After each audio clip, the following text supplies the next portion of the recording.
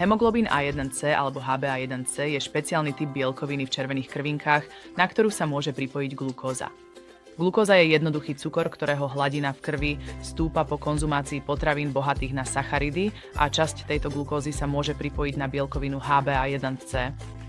Čím viac cukru je vo vašom krvnom obehu, tým viac hemoglobínu A1c bude mať na sebe pripojenú glukózu. A tak na rozdiel od plazmy, kde hladina cukru v krvi môže kolísať hore a dole, hemoglobín A1c je stabilnejším ukazovateľom toho, koľko glukózy bolo vo vašom krvnom obehu počas približne 3 mesiacov.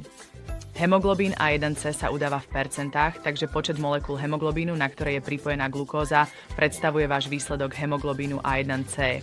Takže ak máte výsledok 5,5%, znamená to, že 5,5% všetkých molekúl hemoglobínu má na sebe pripojenú glukózu.